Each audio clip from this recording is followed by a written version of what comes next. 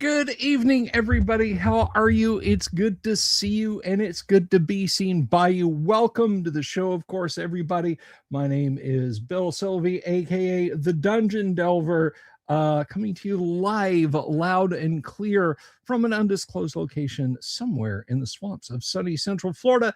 And welcome to the show, everybody. I'm glad you're here. It's Tuesday night, but that doesn't mean we're not going to have fun. In fact, it means we're going to have even more fun, even if you're one of those folks that feels like you just can't get the hang of Tuesdays. Don't worry about it, guys.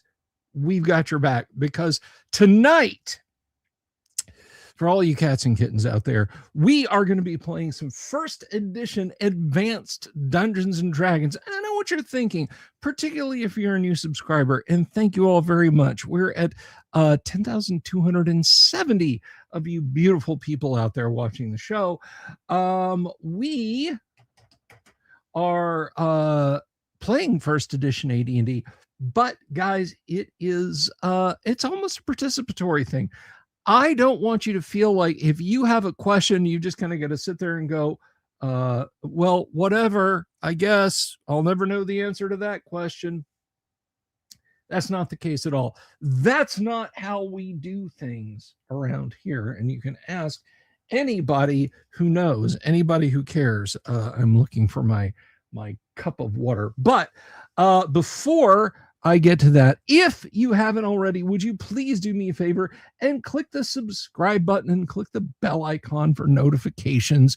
It will tell you all the things that you need to know about this show to have fun around here.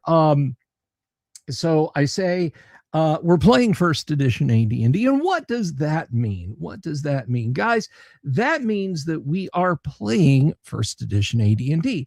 The dice will fall where they may. We don't do rehearsals. We don't do table reads. We don't have script writing sessions. And all it really takes is for you to watch this show for about 1 or 2 episodes and realize, yeah, no, they don't practice. They sure do not practice. And the proof is in the pudding, right? So anyway, we actually play first edition advanced Dungeons and Dragons, and hopefully you guys sit and watch and enjoy as we play. And here's the thing. I said it's interactive. If you have any questions about what we're doing or how we're doing it, insofar as it pertains to the nonsense that we're performing on the virtual tabletop, please do ask a question in live chat. I will do my level best to answer it. If I don't answer it, one of my lovely and talented players might. And if they don't, somebody in the audience might, because folks, I don't like to brag, but I have got the smartest and the best looking audience in all of 5 night a week live stream YouTube TTRPG content. And I will kill on that hill. I'm not dying on that hill. I'm going to kill on that hill.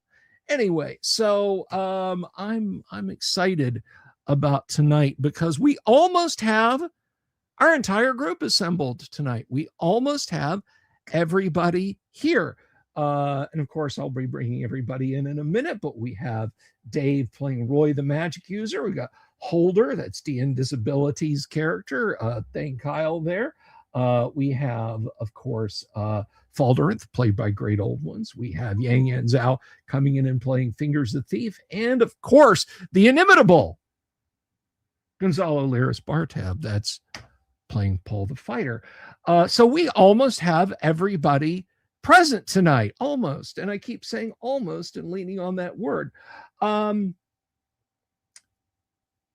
We have got somebody returning, not this week, but next week.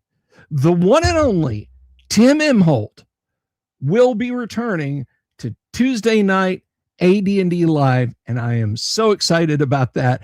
And I'm going to make him and Dave fight like Kirk versus Spock, with the Lirpa and the On Woon to see who gets to play Roy. No, that's just kidding. But yes, Dr. Tim Imholt, Monsignor Dr. Tim Imholt, Professor Monsignor Dr.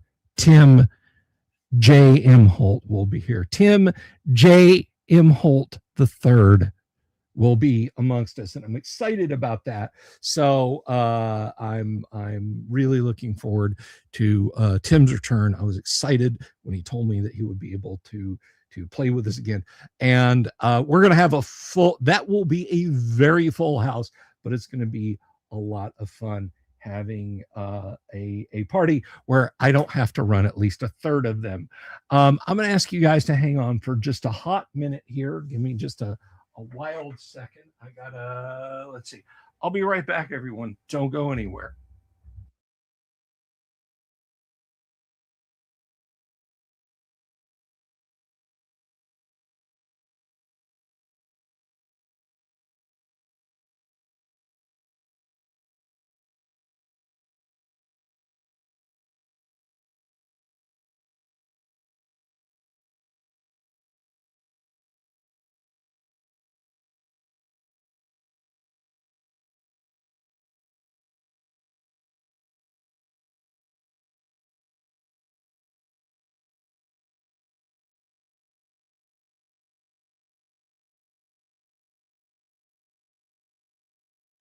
Thank you, everyone, for your patience. I had to acquire a cold beverage.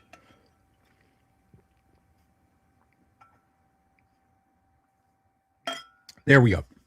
So, Tim's return is next week. So, do not fear. He will be back then. But tonight, we have business to attend to. Tonight, just like it says on the title card there, guys, we are playing Dungeon Module A3, Assault on the Eyrie of the Slave Lords. The party has infiltrated the slavers' city of Drakensgrab. They have received seemingly cryptic clues, encountered folk out on the street. What comes next? We don't know, but we're about to find out. So without further ado, allow me to don my headphones. Let's go ahead and bring in those players I was praising to the highest praise.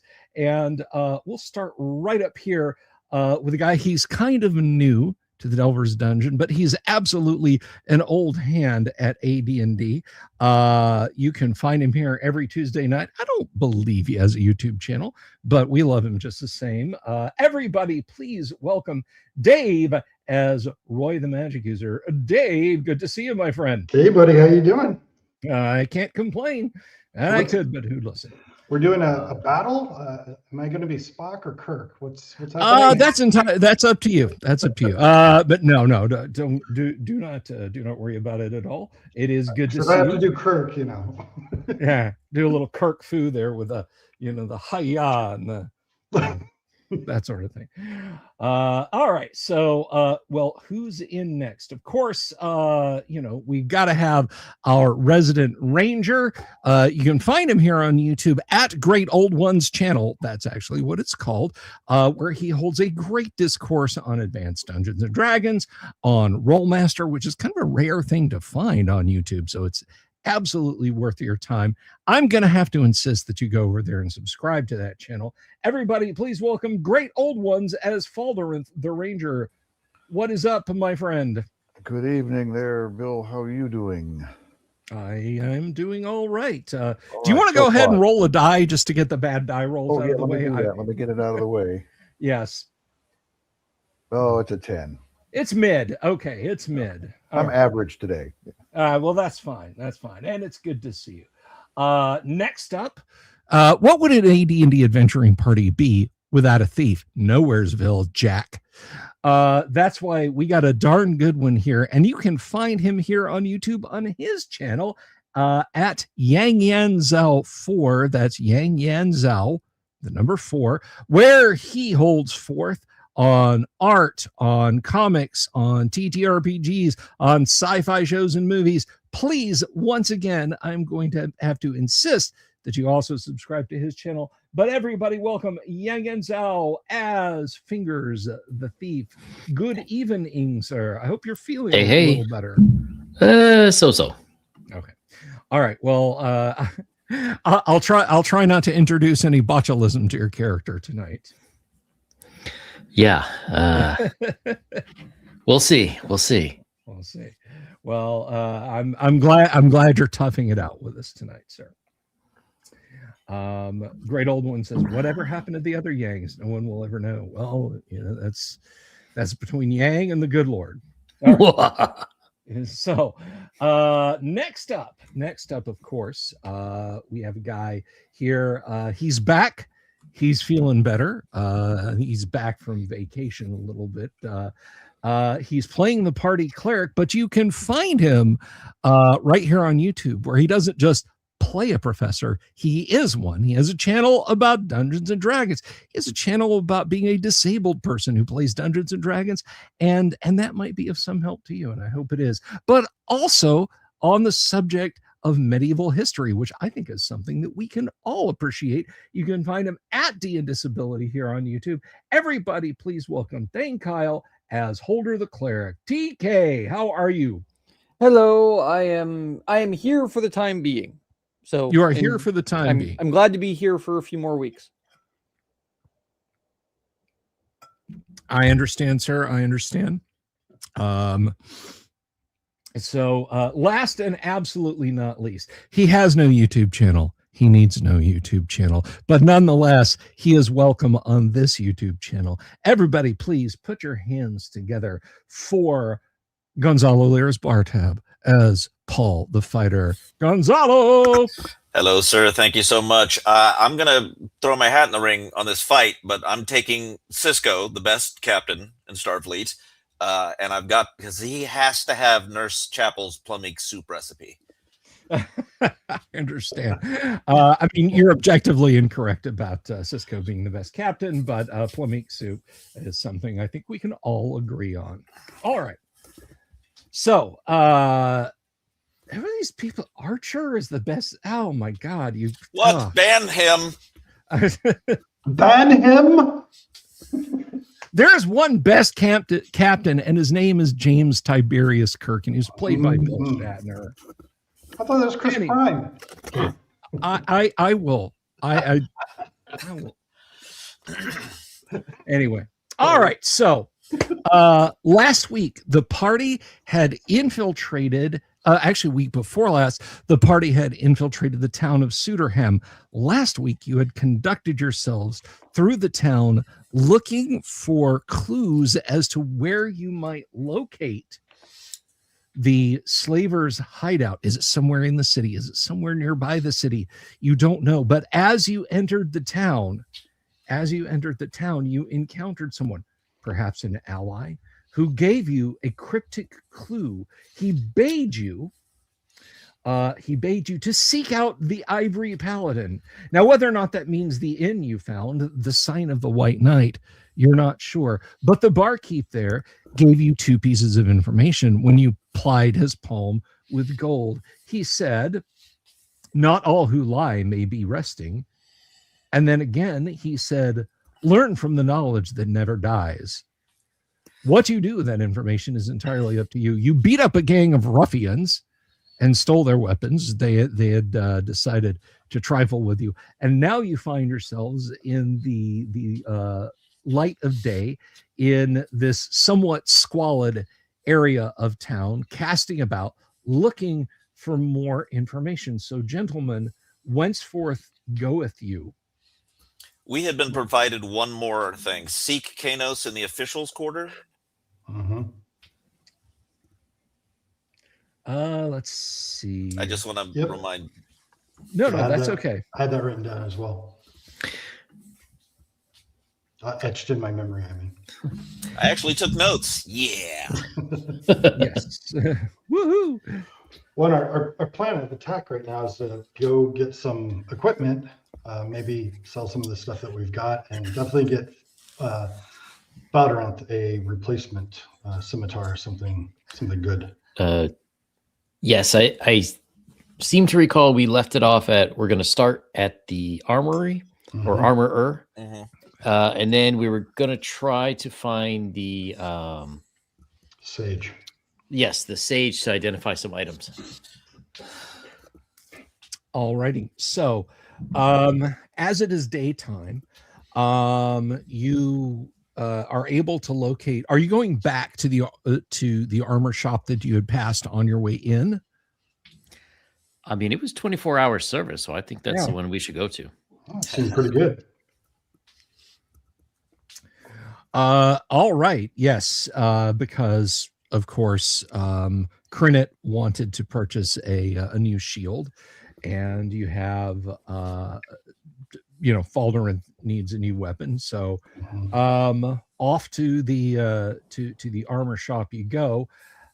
She finds a nice heavy shield that she pays for. It's a large, it's a little bit more pricey than elsewhere, but she also doesn't push the matter that much. She pays if anyone is interested in knowing how much she pays for it. Yes. Mhm. I'm more Uh, interested in. Are there? Oh, I'm sorry. Go ahead. Oh, I was also going to say, we currently have These clubs. 615 platinum pieces, sort in the group bank, I guess you'd say. That Which and like 5 clubs, which are absolutely valuable. Yeah, let's sell the clubs here at the Yes. armory. Well, the armorer shop does not buy and sell clubs. They, let's see. Oh, it's only armor. How do they test their shields? Yeah. They really are missing. No, the boat. it's weapons and armor, but they look at your like iron shod sticks and just kind of look at you and are like, okay, would you like to buy a rondel of wood and attach those to it and make a fine table? I turn the fingers and I'm like, I just don't get it. These seem really good to me. Why does nobody want this? maybe they already have some. Yeah, maybe. All right. At any rate, so the armorer shop, Crinit pays for the large shield that she purchases. Shield's large. She pays about 17 gold for the shield, which it seems a little pricey, but it's also good stout iron. Excellent.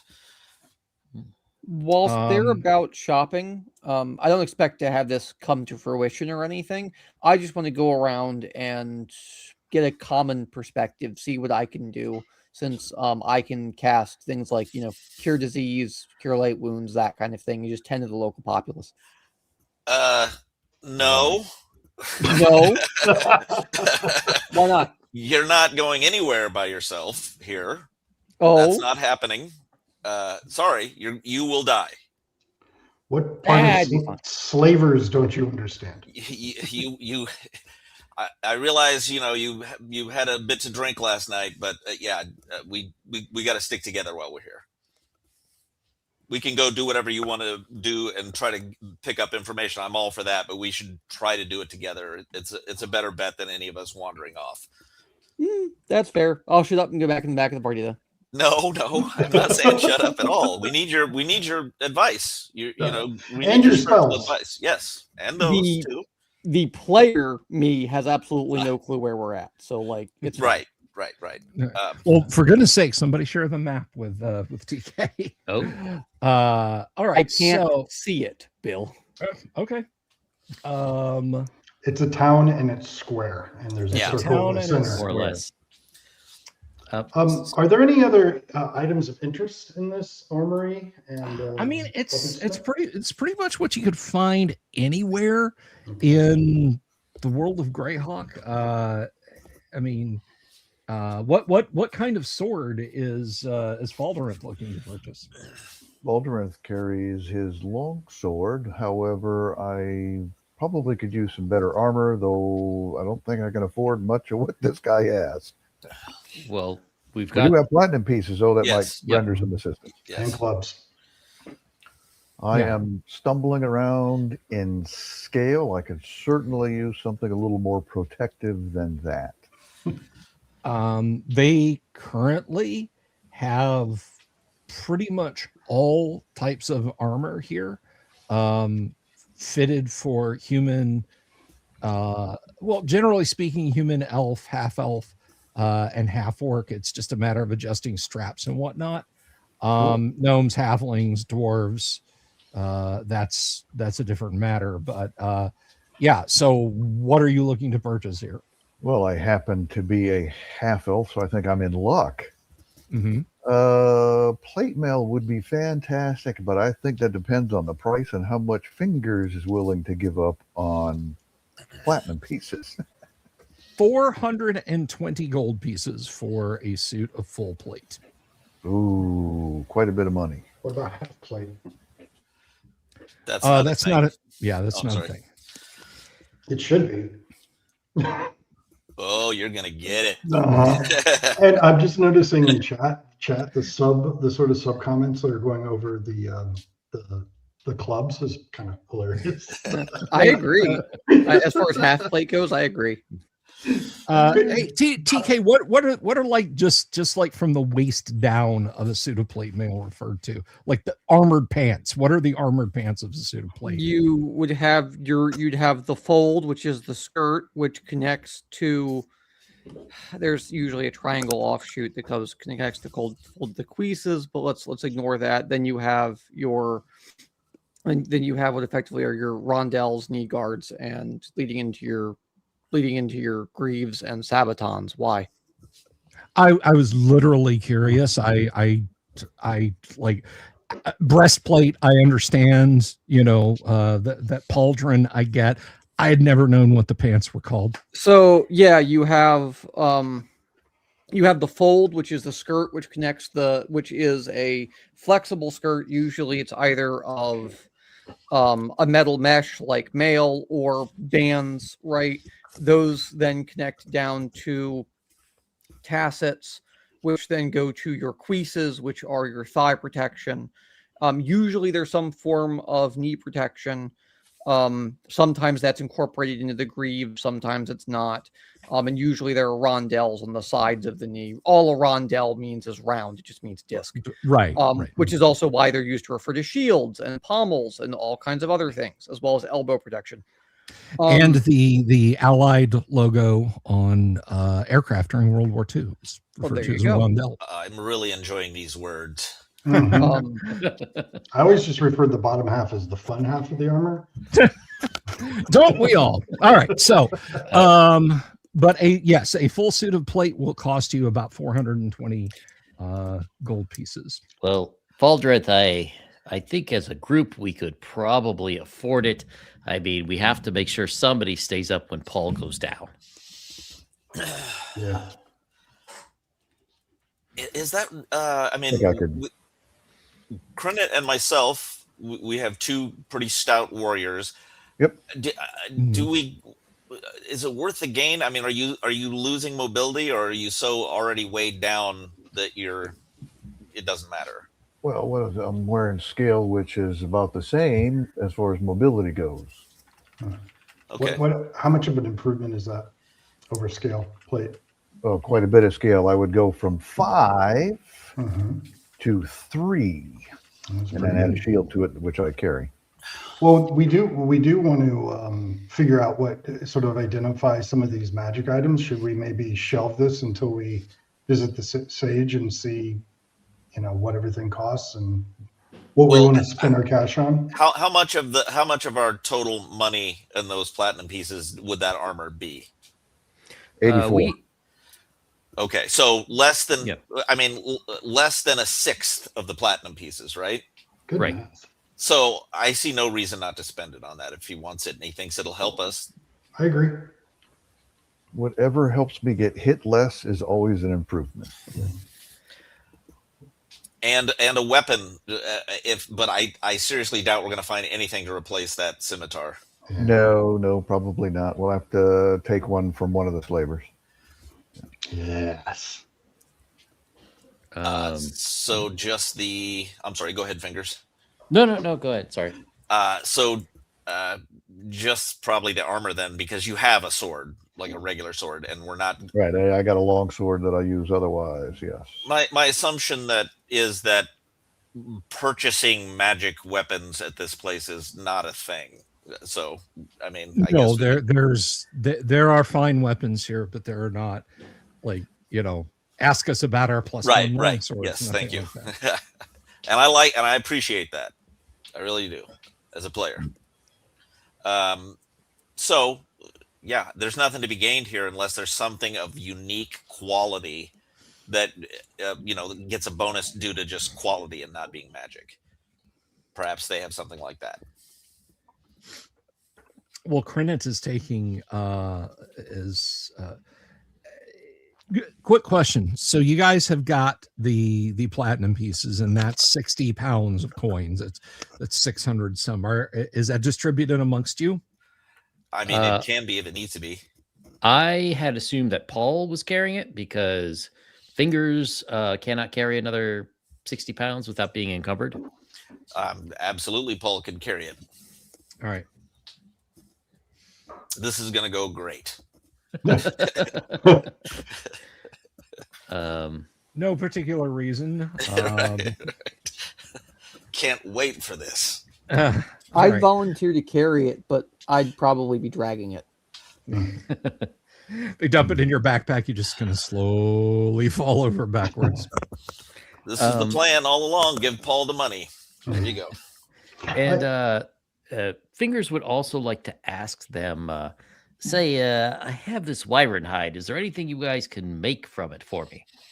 Nice. They unroll it and look at it.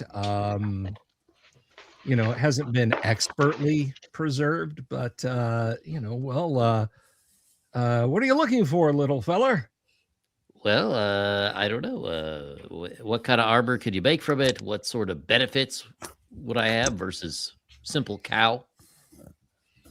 Well, it looks snappier and it makes a nice conversation piece. There you go. It might piss off any wyverns if you get close to them. Roy asked, are there any magical, maybe fight, with it being wyvern skills, is there any way that would repel fire or anything like that? Sure. Okay, so I guess it's not a material you're really familiar with. Being honest, sir, it's leathery and skin like. We can make you a leather cover for your shield, a nice scabbard, a cloak, a set of boots. Give me, if you want this specifically, give me a week and I can make curable Lee out of it and make you a set of armor. Do it. All right. Well, what would you give me for it? I'm sure there must be a number of wealthy clientele. Roy looks over and nods in improvement. What is Fingers' charisma, please? It's not that bad. 13. That's not bad. That's not bad. That may be an actual. Roy tries to assist in this if possible. No, he's doing the talking. He's standing there smiling, is just kind of making him uncomfortable. Should I lend him some assistance on negotiation? All right, let's see. So that is Paul, could you flex your biceps? Okay. He says, well, sir, it does have an unusual grain to it. It is certainly neither cow nor deer nor horse nor ox nor pig. That much is obvious just by looking at it and just by feeling it. What do you say to 50 gold for the lot? Well, I was really hoping for more. Tell you what, I'll take 50 gold pieces and throw in my friend's shield.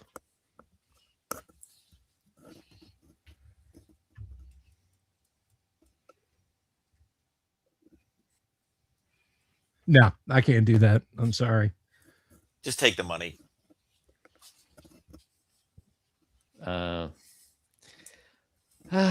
right. 50 gold pieces it is. Already, he counts out a stack of golden orbs. That's the coin of the realm when it comes to gold pieces in Greyhawk. He pushes them over and takes the hide and hands it to a guy. He's like scraping and and working on hide already, and they talk, and he nods and looks over at you, raises his hand, and they immediately put it on a rack and stretch it and start examining it. So that's done and dusted. You've got 50 more gold pieces. Let's say Roy thinks that's a pretty good deal to help pay for Falderant's armor. Paul is constantly checking his coin purse. Okay. So Falderant's armor, is Falderanth looking to buy a set of plate? If that's what the group can agree to, I will not turn it down. Sure. And Roy steps up and asks, his old armor, is that something you would be interested in purchasing? No, it's not. You sure? Beat up.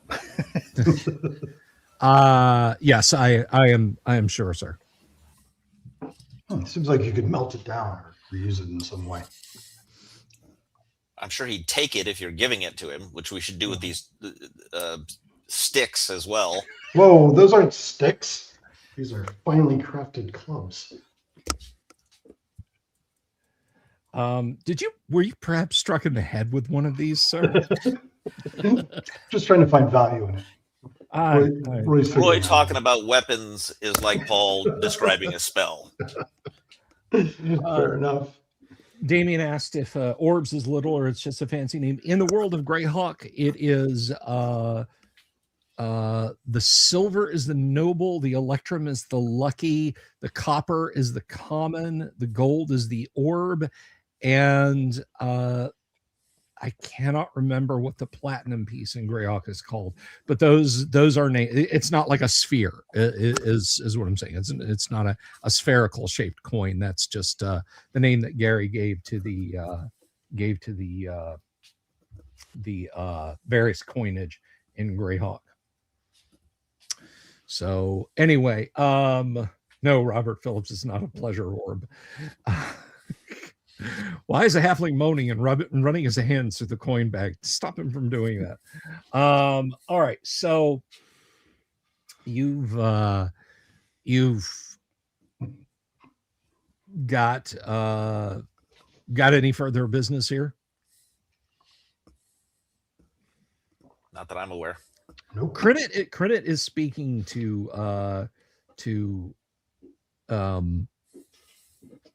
Alderwig right now, and they come back to you kind of like motion you over privately and say, I've had a talk with Alderwig. We fight for equal shares, and honestly, I think we could do with a bit of that plate mail ourselves. You mean so what is Crennet wearing? I thought she had plate. Crennet is not wearing plate. Crennet is, I think she is wearing scale. If she's wearing plate, I could have sworn it was plate, but I could be wrong. Let me see. Scale? No, she's wearing scale. Okay. If Blame a guy for trying. Yeah, like the plate is expensive but worth it. I really think so. Oh, I agree. Roy agrees. I have extra money back home, so like making money off this venture is not something that I'm super bent on, if that makes sense. Whoa. Let's not talk about skipping profit. That's a very important venture. This is not about profit. This is about investment in future profits. I agree with investment, and we should give it to him. But I'm just saying, should the opportunity arise, let's not miss the chance to make some money here. This is the greatest city I've been to in a long time. Roy chimes in and says, I agree with you there, Fingers, but if we're dead, there's no profit to be made. Right. I'm saying get the armor. Let's armor them up so Okay, they can it kick didn't the sound crap like out that. of everybody. I agree with you, Fingers. Paul whispers as he. So that's another. I'm assuming another 160 platinum. So it's going to be 82 each. right? Um, what it was? 84. yes. Okay, 84 each. Okay, Yeah. 80. and we had what was our total fingers? We had 615. Okay. Uh, Roy slides. 363 left if we get them both plate, and that is for Yeah. Crinit and Alderweg. Yep. Okay, Bill. That's fine. Absolutely. Okay. All right. So it takes a bit of fitting and so far and so on and etc. But when all is said and done, Credit and Alderweg and Faldorinth, you are all outfitted in plate and shield. Puts your armor class, notwithstanding any dexterity bonuses, at 2. Plate and shield is 2. Nice. Well, all right. Unless we've got something else to do here, we should get onto the sage and see, find out about these unusual items that we have. Yep, I agree. Since I don't need to carry this scale any longer, I will just leave it with them to dispose of as they see fit. All right. You guys come back 2 hours later. Use scale mail, 75 gold pieces, worn by adventurer. Holder, did any of the stuff that we've been told by these strangers, have you any thoughts on any of that? Have you made any connections spiritually? Do you know any of that stuff? You want me to repeat a little bit of it? If you're talking, you're muted. No, sorry. Okay. No, that's okay. I just No, there's nothing I can think of that I need. It seems too disjointed to me, but I was hoping maybe, DD and all that. But Yeah.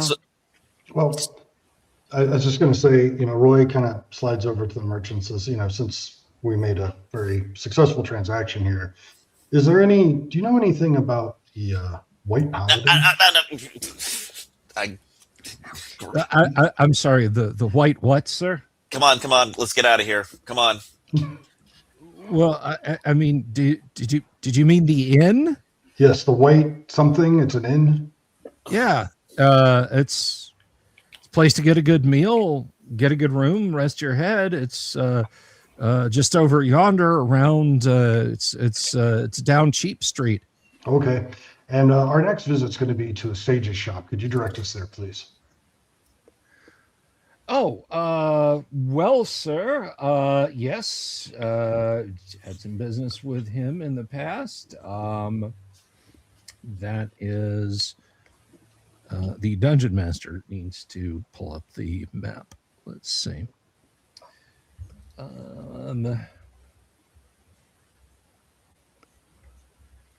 That is...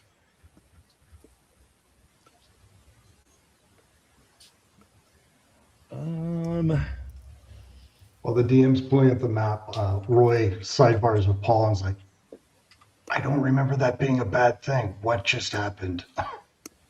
Nothing. Don't give it a second thought. All Yeah, right. I don't recall it being. Yeah, but I don't recall much. If you're worried about,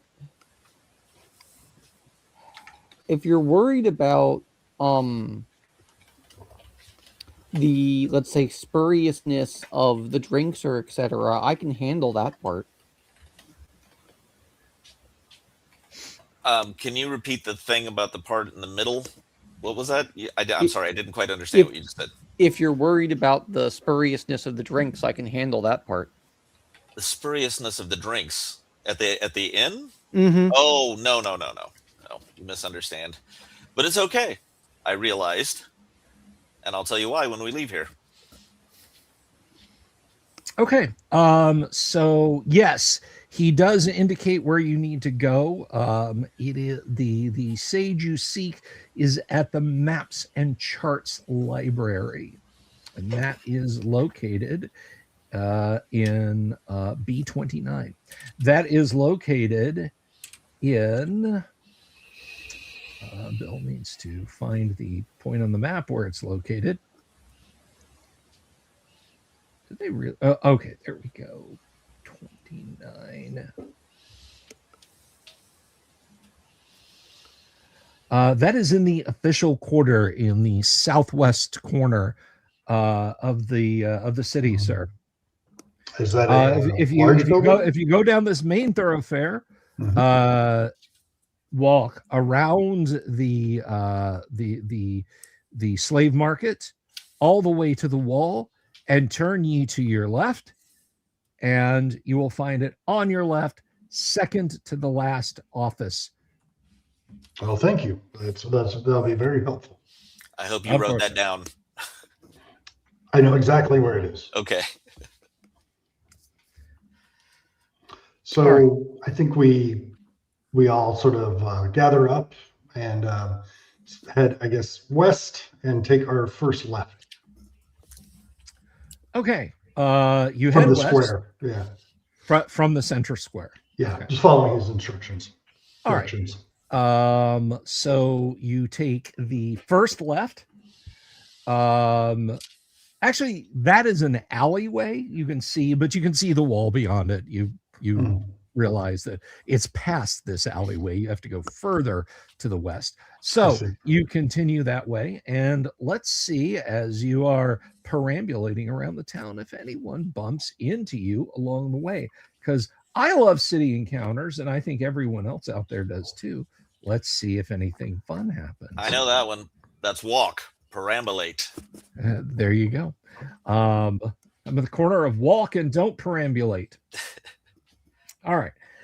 Robert Phillips says, what about the slot machine? Oh,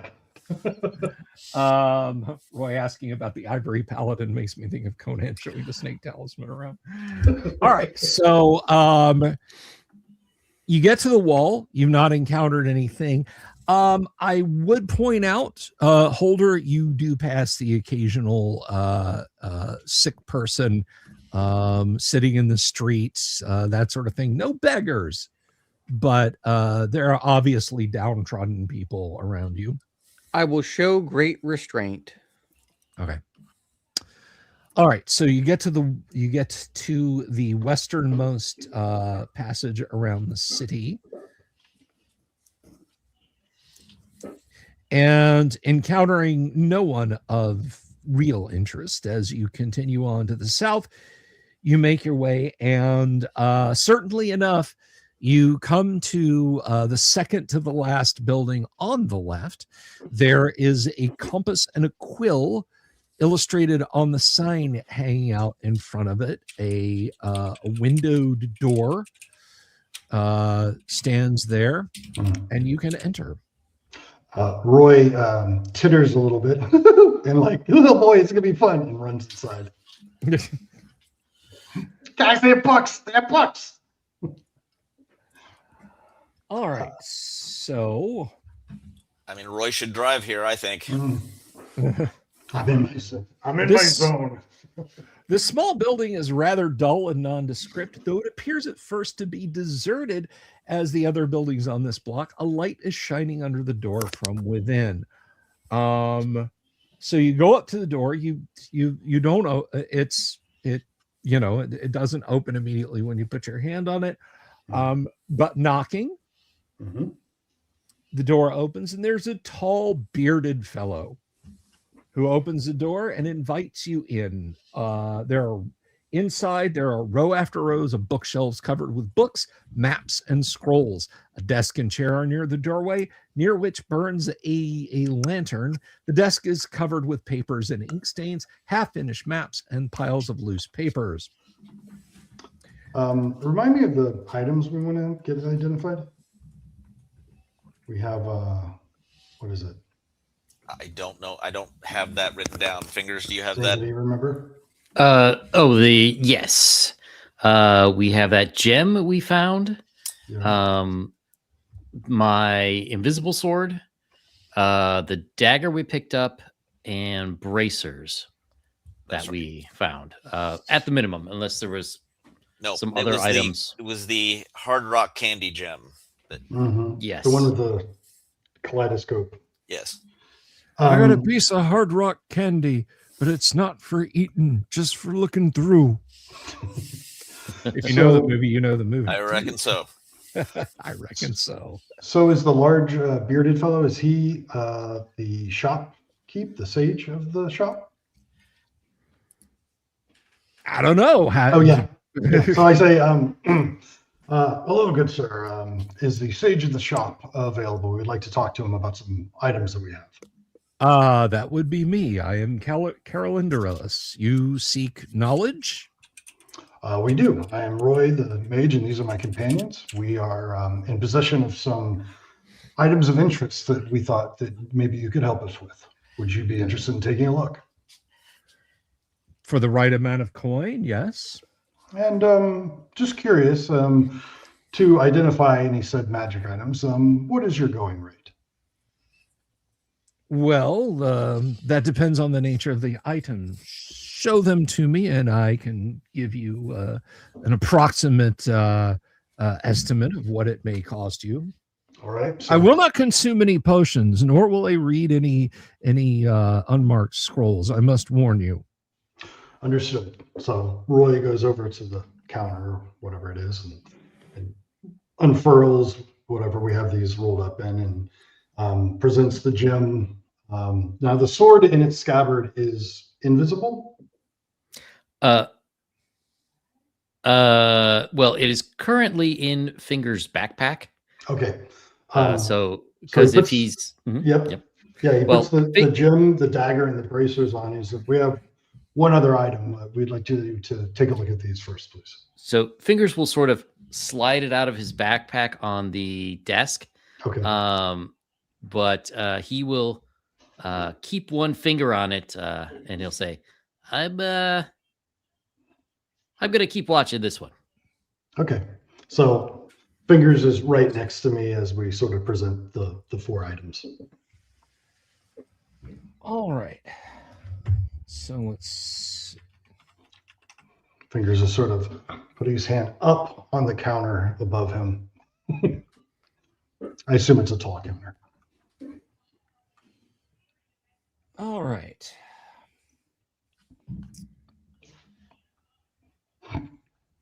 So he proceeds to examine the bracers visibly, like he takes a long wooden rod, kind of moves them around a little bit, and says, now these are interesting.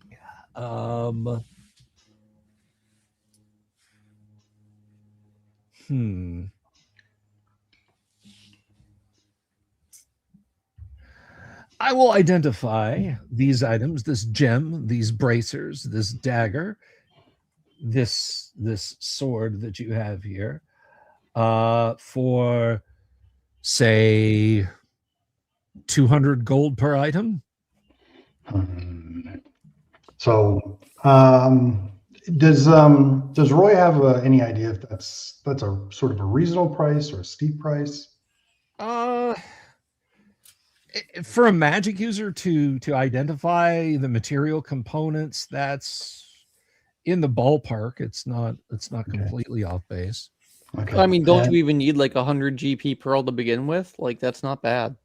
For the identify spell, but he actually has to research these items. So the 50 gold pieces, that is to research and identify each. We're not getting identify spells out of this, I don't think, are we? No, because they've been Right. handled. They've been. Yeah. So he's just doing research. He's doing pure sage, trying to figure Yeah. out what these things are. Yes. This is the extra cost that comes with having used the items that I tried to warn you guys about. Yep. Well, Well, we didn't use any of them except for the sword, right? yeah. Yeah.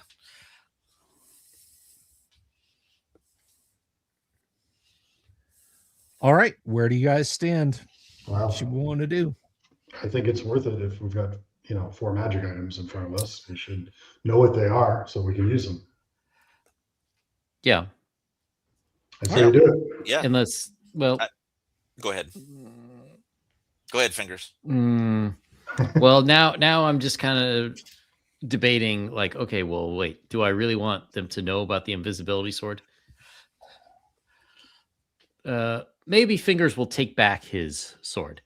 He'll just slide it back into his backpack. Say, I'll save that one for another time. Roy kind of looks over and says, 3 items. 3 items. Yes, of course. For 150 gold, we would like to know what these are. 3 items is 200 gold piece each. It was not 200 gold for the total. And I missed your comment there. Social Federalist, first edition, Advanced Dungeons and Dragons. Isn't that 30 platinum pieces? Am I calculating that correctly? Yes, that would be 30. Okay. Wait, that would be 5 gold per. Oh, is it 5? I thought it was It's 20. Yeah.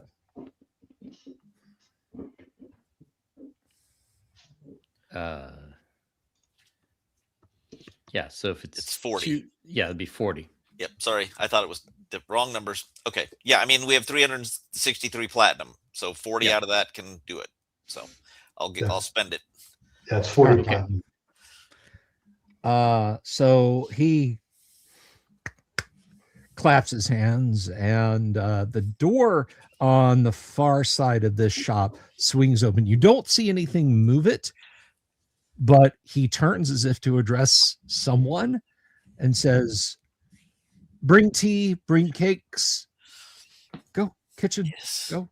Excellent. Oh, a few moments pass, and a silver platter comes out. There's a pot of tea on it, a small tray with cakes.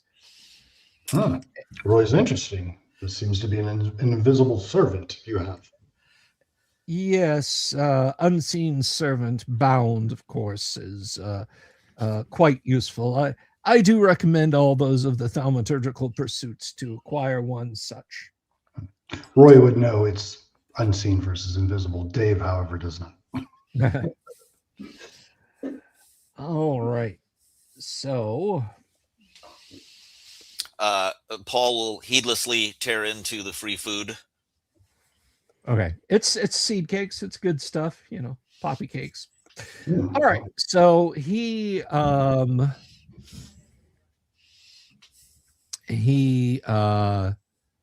begins to examine the bracers, looking at them very carefully. Carefully, LY. All right. He says, yes, most useful, these bracers. Let's see. Bracers, just a moment. Those are bracers of defense AC 4. Whoa. Ooh. Nice. Don those, and your armor class becomes armor class 4. Is that something magic users can wear? Mm-hmm. Yes. That's probably our greatest gain AC wise is for Roy to wear those. Yeah. Mine's 9. Okay, yeah. Wow, I mean, that's awesome. The money's already worth it. Yes. Much cheaper than plate mail. All right. So he examines the bracers and gives you a very interesting story about them. They are actually made from the hide of a magical oxen that was bred specifically to be nimble, and then they were when they were cured. And when they were boiled and cured, it was done with the blood of a quickling. He basically recounts how this type of item is made. All right. Kind of like sharp haze. The poignard. He picks up and examines next and says, yes, this once adorned the hip of perhaps a Suli's prince or princess. You see, it was made in a time before the twin cataclysms and must have found its way to this part of the world over the centuries when such triflings were made almost as disposable items by those ancient empires. It strikes true, cuts deeper and sharper, and is basically a +2 dagger. Nice. Ooh. Oh, interesting. Look, it's got a little bit of leprechaun blood on the hilt. Son of a bitch. Let me just wipe that off there. There we go. No, he does not. All right. So then there is the gemstone. This he handles very gingerly. He looks through and chuckles and sets back and says, "A most useful item. That is a gem of seeing." That is a gem of seeing. That thing. Let's see. I will give you guys the Gem of seeing. See? Right here. See it? Yeah. See? Now you see it. Whoop, now you don't. Oh, here it is. Reaches over, does the pull the coin for a mirror trick. Oh, you see it in my palm? Oh, nope. There it is. Yeah, he's doing a lot of funny little prestidigitation type things with it. Oh, this is good. Roy knows what this is. So a gem of seeing. One of these finely cut and polished stones is normally indistinguishable from a jewel of the ordinary sort. Although detect magic will reveal its dwemer when gazed through, the gem of seeing enables a user to detect all hidden, illusory, invisible, astral, ethereal, or out-of-phase things within viewing distance. Damn! Peering through the crystal is time-consuming and tedious. The viewing range of the gem is 30 feet for a cursory scan. If only large, obvious objects are being sought, 10 feet if small things are to be seen. It requires 1 round to scan a 200-foot square area in a cursory manner, 2 rounds to view a 100-square area in a careful way. There's a 5% chance each time the gem is used that the viewer will see a hallucination, see something that is not there, or possibly see something real as if it were an illusion. 5% chance, you said? 5% chance, yes. Okay. Well, that seems like that would be great for a thief who's stealing. Well, interesting. I was thinking magic user, but yeah. I mean, that's good for anybody. Yeah. Yeah. Well, I was just saying scout would be. I totally get what you're saying, but anyone could be awesome with that. So you have, what weapon are you using? I mean, I want to talk to him about his sword, but the sage is here and he didn't bring it out. So he did bring it out and then said, "No, I'm taking that back." Right. Making it totally, inconspicuous. We don't want to have our continued conversation about how we're going to divvy certain things up here in the presence of this guy. I don't think. Sorry, guys. I forgot one item. And he will take that mysterious gold ring. That he has no idea that's what it's been doing. And put it on the... Fingers the halfling. I am not trying to rob you. Trying to help you. Oh, Gandalf. How awesome would having Gandalf around be? And still probably charges 200. Never. I'm trying, Paul. Jeez. All right, so let me see. Where did you get? I forgot where you got that damn ring from. It was in the caves. It was either from the knolls in the room just after the salt slide, or the one right after the I know cave where it's with at. the spike things dropped out. I know where it's at. It was in the Hyenodon cave. Yes. Okay. So he will examine the ring. Asnaz Tovatuluk, Asnaz Gimbatu. Ashnar Strakatuluk Akbosum Ishi Krimpatul. Very good, sir. All right. Give yourself 50 extra XP for that, TK. All right, so I did not mean to roll that out front, but it is sufficient for his sage ability. That is a ring of free action. Nice. What does that do? A ring of free action. Well, when you're married, It sends you, I was going to say, it sends you to America, where every action is a free action. All right, let's see. I'm the Americrocra. I'm a giant eagle. All right, let's see. This enables. I was gonna say I'm getting scared now. I like this. I feel in danger with the amount of cool stuff we're being given or being revealed. Like I feel like the other Gonzalo, be Yeah. of good cheer. It is Christmas. It is the time of miracles. The cursed item is coming up next. Yeah. All right. Go ahead. Sorry. This is a ring of free action and ranger immolation. Any ranger within 25 feet when you use the ring. No. Oh man. Oh, I guess I got to dust off Crom already. Yeah.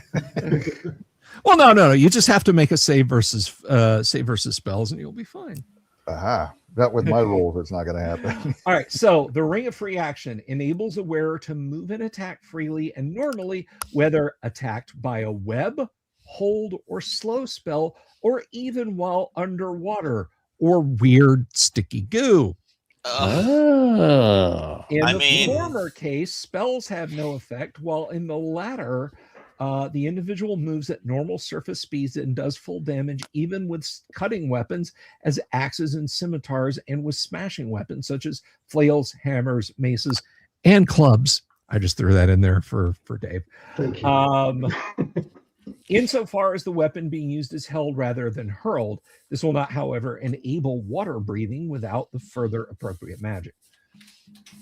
Does it negate paralysis or anything like that? No, it web, hold, or slow. Okay. Those are the things that it will be proof against. How So- about, I'm sorry, one other question. How about like difficult terrain or anything like that, like mud or No. quicksand or anything? No. No. Why are you even asking questions? This is going to Paul. You don't even need to be asking questions about this. Oh no, I I'm just understand. teasing. I'm just teasing. I just want to know if somebody pushes Get you your to hands quicksand. off my ring. Look, I got bracers. I'm happy. Get your stinking I mean, ring off I'm me, you open to damn arguments dirty against apes. Paul. I'm open to arguments against Paul getting that, but I think they would be foolish. Probably by the time you look back at the counter, Fingers has already taken it and put it back on his hand. Really? And that's He when just the party looks at you killed like, each other. what? Well, I mean, I was standing. So wait, you're really doing that? Well, see how well it worked with the goo? Clearly, it's something I need. All right. Has this already been attuned to Fingers? Yeah, he has been wearing it since he found it for the last few weeks.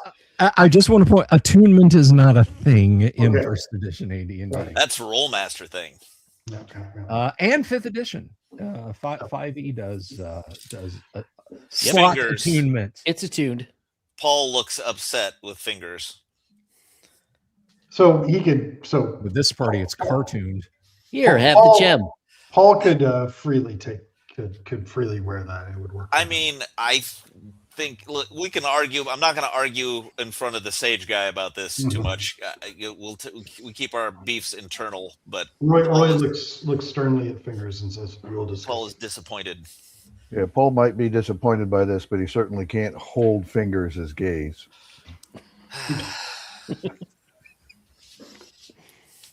Roy Credit just crosses her plate mail arms and said, "Am I going to have to separate you boys?" I mean, I don't. Maybe I don't know. Anyways, well, if we're done, we'll be pleasant, and I owe another out of the 323. Well, so how much? It was 84 a piece, right? 84 gold, correct? Which is 40 platinum pieces. Yes. So, Paul turns around and walks out and says, "Pay the man." Roy turns to Fingers. Is there anything else that you would like to show this to have identified? Nope, I'm good. Can I steal the bag with the platinums from Paul as he walks out? Let's see. Roll percentile. What is your pickpocket? You can steal a 40-pound bag of platinum from him.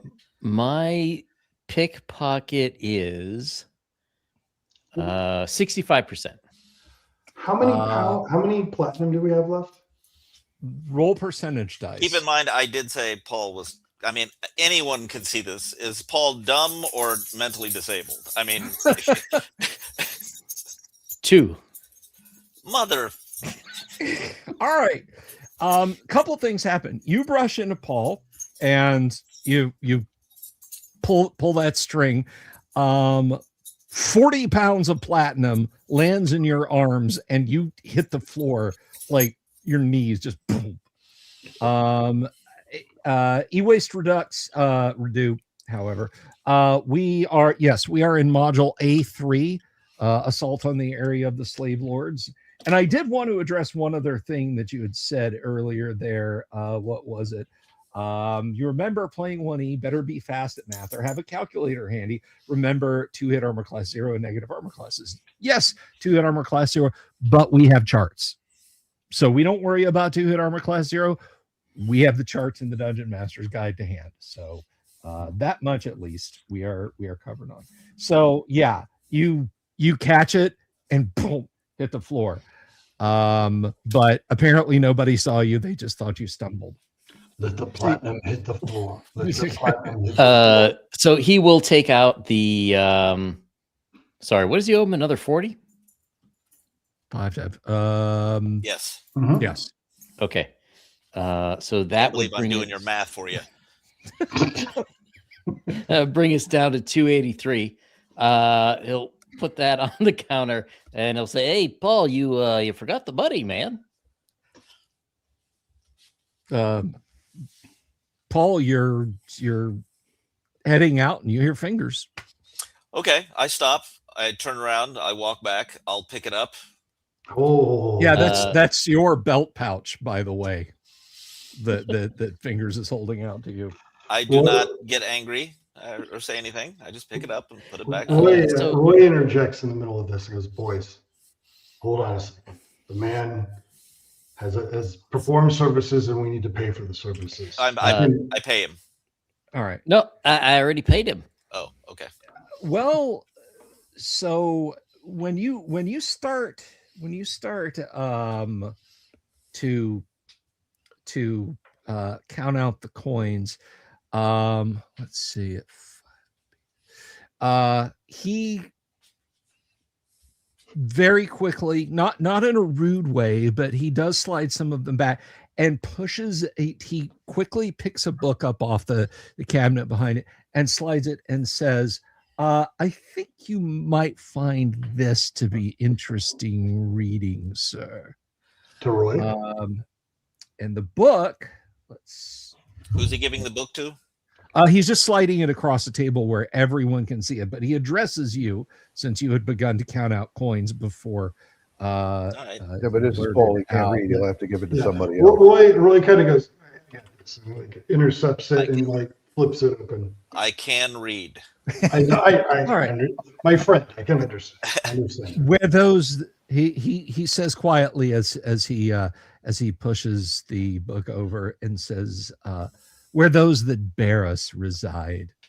And it is an art book entitled The Illumination of the Rose.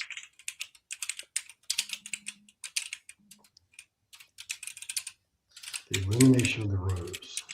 Yes, and he said, where those that bear us reside. All right. Does art book mean it's got nudie pictures in there? There are some, yes. Okay. The Kurma Sutra. No, it's not that. So Fingers will ask the guy, it seems like you have some maps here. Would you happen to have any city maps and maybe the sewers? No maps of the sewers, sir. That is a matter dispensed with by the lords of this city. But I have, yes, I do have current. Let's see, maps to any place here in the city. How about just a general city map? And I understand it's usually the Lord's business about the sewers, but this city is fantastic. I love it here. I really want to take it home and integrate some of these things into my own city. Well, be that as it may, sir. He takes down a map that has major locations indicated on them, things you had guessed at, things you knew. There are places that are drawn in that are not labeled, and he explains when he unrolls it. These are the domiciles of residents of the city. I do not indicate their names out of respect for their privacy. I see. This is fantastic. How much would it take to procure this? This map is just 5 gold pieces, sir. All right. I make several and keep them updated as needed. There's a row of them, and next to them is like the crocodile farm and the best places to eat in Instagram. So this book, going back to this book, what exactly is interesting about it? Roy's taking a look at it. Oh, you ask him, he just says, "Oh, well, I thought you might find the title illuminating." The Illumination of the Rose. For those who are interested, there is a medieval manuscript that bears that name from the 13th, early 14th century. It's held by part of it's held by the Walthers today. Fascinating. I'll have to ask Alan Hammock if that was just chance or if he actually knew. Alan's a pretty sharp cookie. I would be willing to bet he knew about that, but we'll see. Get Roy, since you're asking about that, roll. Give me a D20 roll. Okay. Coming right up. Joe, you can use 2-hit armor class 0. And what's Roy's intelligence? It is pretty high, 17. The title may refer to the sign of the rose, the how should I say, bawdy house near the inn, actually directly adjacent to the inn where you guys were staying, but he is mum on the topic. Anyway, so someone asks Michael Rooney, the Suderham Tourist Board would be proud of this session. They bore on the armors the letter of their dread name, Invest in Malden. If you know, you know. But Joe said you could do 1E 2-hit armor class 0. No, you could use it for a little while, and then when you get into repeating 20s, it breaks down.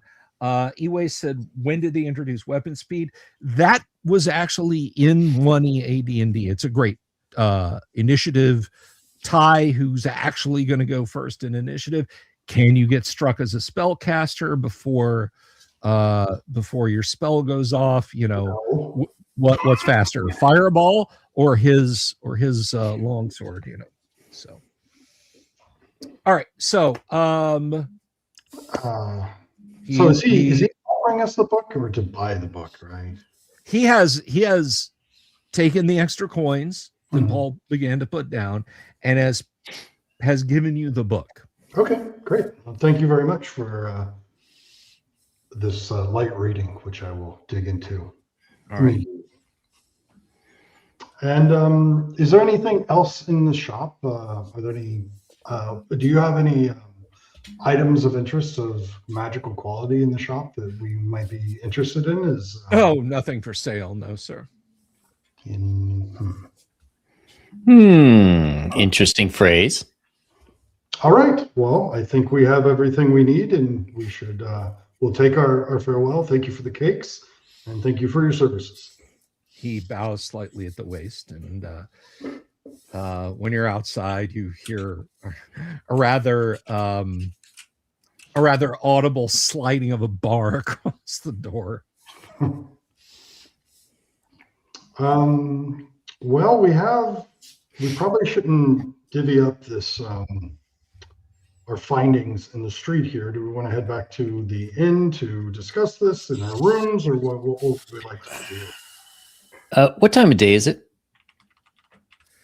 You guys left in the morning. It took a while to, that is, you guys left the inn in the morning. It took a while to get everyone fitted for their armor. I'm going to say it's about 1 o'clock in the afternoon at this point. Well, it seems like there's 5 different people who want us to go to the whorehouse next to the inn. I don't need that, Paul says. I mean, I if we're talking about clues, then yeah. You're not sure, but you think Crinit behind you said, yes, you do. Okay. And Fingers will hold up that gold ring and say, "Here, Paul, maybe this will help you from getting trapped by another woman of ill repute." Are you sure? You obviously care a lot for that thing. I don't want you to give me that unless you think it's really helping the party. It's made of gold, and I won't have to hear you crying about it, but I might need that sometimes. Roy interjects, I'm glad you gentlemen are making up, but let's get out of the streets and stop discussing this. Yeah. I suggest that we go back to the inn real quick to just divvy it up in private. Keep it for now. I'm not going to take it out of his hands while we're. All right, no take backs. That's fine. All right. If everybody's in agreement, we kind of make our way back to the inn to distribute the loot. All right. Which is right next to the House of Ill Repute. It's right next to the House of Ill Repute. Just south. They've got little strips of parchment tacked to the wall in the inn where it's like, say you're staying at the White Knight and get 10% off. Nice. They do not have any such thing there. All right. They have Martin Luther's 95 Theses nailed to the door. Okay.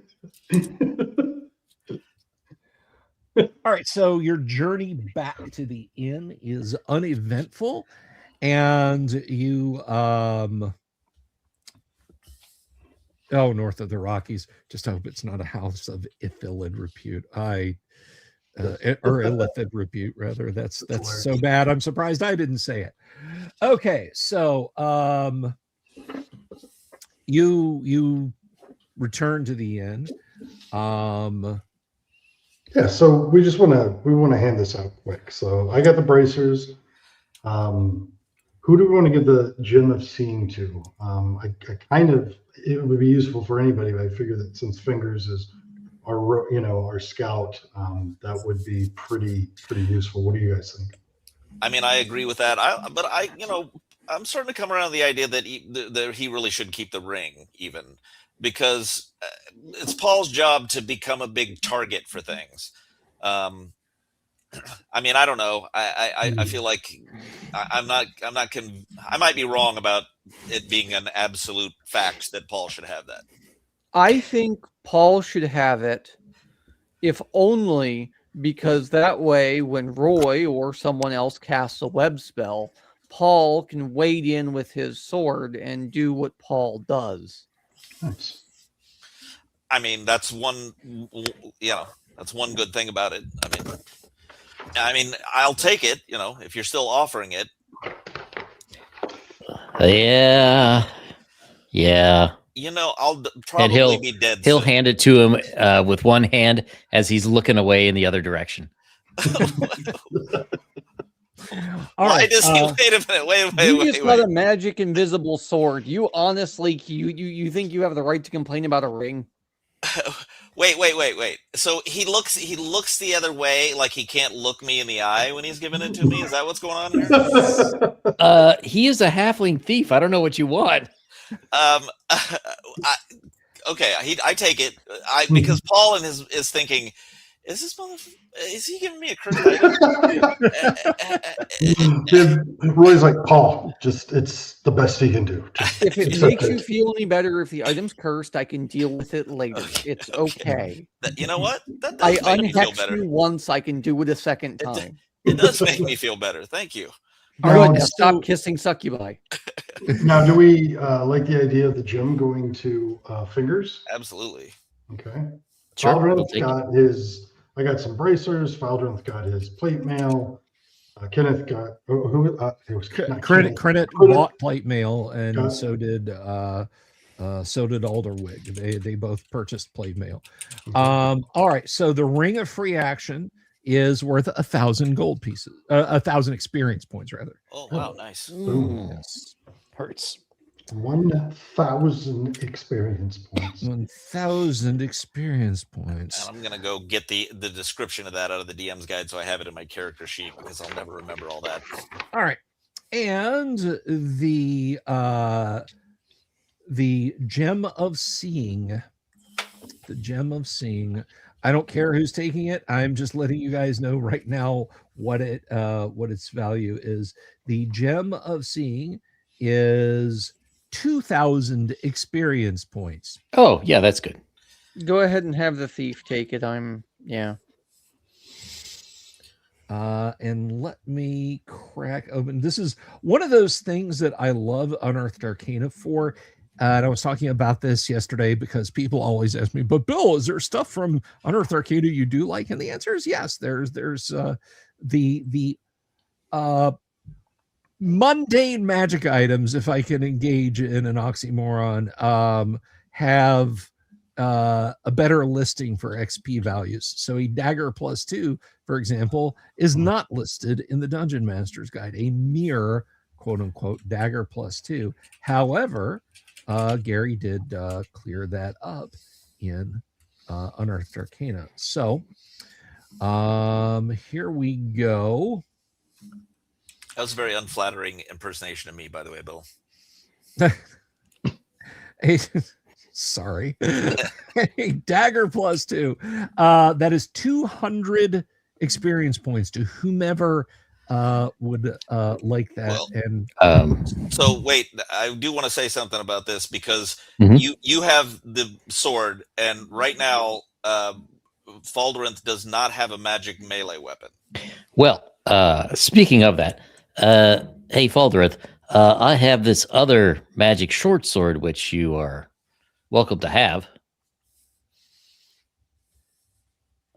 I mean, that's better than the poke Well, in the that eye. would be nice. It is not something I am proficient with.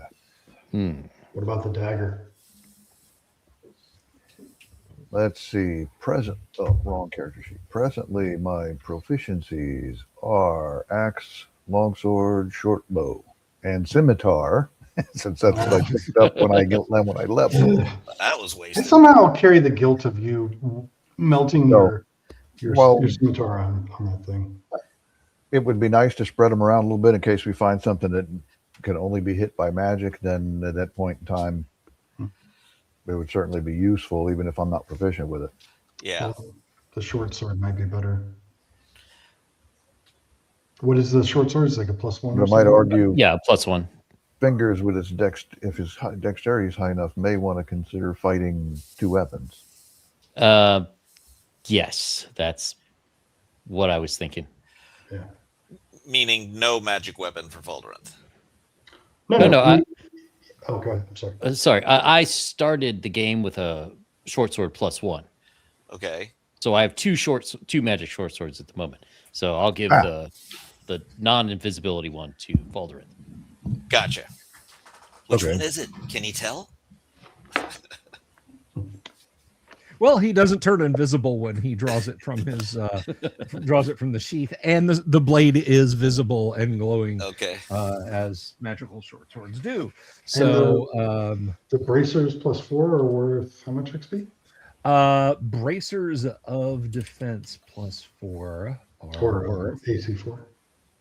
Let's see. This may be one of those I got to go to the item listing because it's like varies, you know. Or it may just have a flat out. So let's see. Those are Bracers of defense. So that's 2,000. All right, fingers got that on my sheet. All right, so let's see. For armor class. So each armor class is 6. So that will be 4, 5, 2, 3,000 XP. Oh, yeah. Says Roy. 3,000 XP for Roy. Roy Nice. is now armor class 4. Feeling pretty good. All right, so we've distributed the loot, identified it. We're all geared up.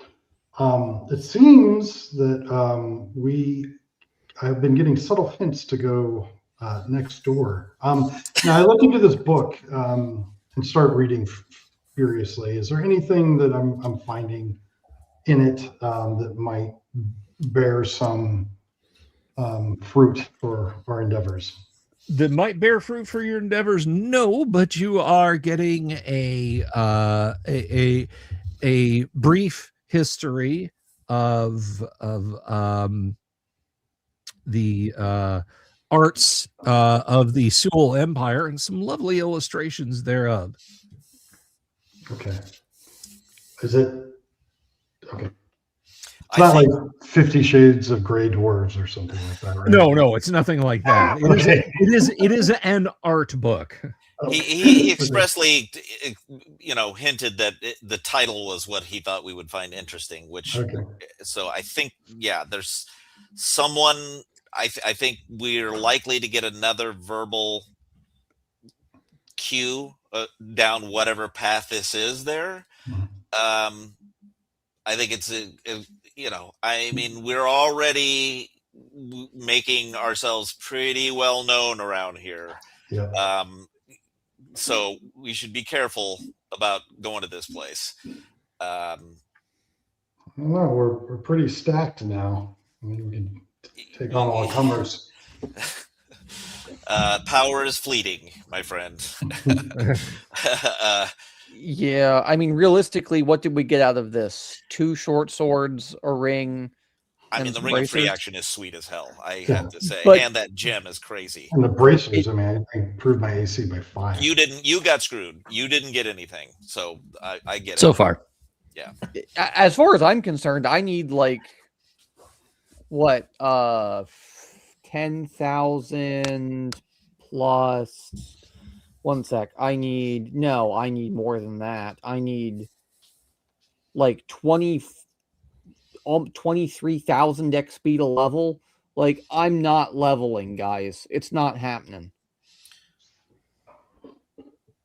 Well, I'm nowhere close to it. I got drained back down to 28,914. I need 36,000, so I'm still 8,000 away from leveling. Yeah. To be fair, that's your Oh. fault for kissing a succubus. Agree to disagree. You got different kind of experience. Would we, I mean, look, and fingers can slip into this place without being spotted pretty well. I mean, we can have them, fingers, if you're willing to go scout out the, what's the name of the place again? It is the Sign of the The Rose. Sign of the Rose. If you're willing to go in there and sort of scout out the Sign of the Rose. How many other halflings have we seen here? I can turn invisible. Yeah, Right. that's what I a mean. few. You've seen a few. Okay. Yeah. I mean, yeah, scout it out invisibly. That seems like a really good. And take the gem. Perhaps the gem will shed light on something while you're over there. It may be possible for you to handle the whole thing and us not have to send the whole party over there. Although I feel like we probably should send at least 1 or 2 other people to kind of take people's attention, open things up for fingers, get some attention or something maybe? Or do you think that doesn't matter, being invisible? Well, it's crowded in there, right? So it's easy to bump into somebody. Yeah, probably wouldn't help. I'm a little worried about letting fingers go off by himself. Come back with an empty coin purse. Yeah. I mean, it's your choice. If you Covered think in red lipstick prints. if you're fine doing it, heading in by yourself invisibly and coming back with a report, then that's fine. If you want somebody to go with you, then go ahead. Were there windows on the building? The sign of the rose? No. Yeah. No. So even like second floor or third floor or however many floors, there's no windows up there. There's some gabled windows, but on the second floor, but there's no, there's no like windows. No. You can't see in the windows. That's just bad business. I'm Yes. sorry. That's just. So like no balconies or No balconies. okay.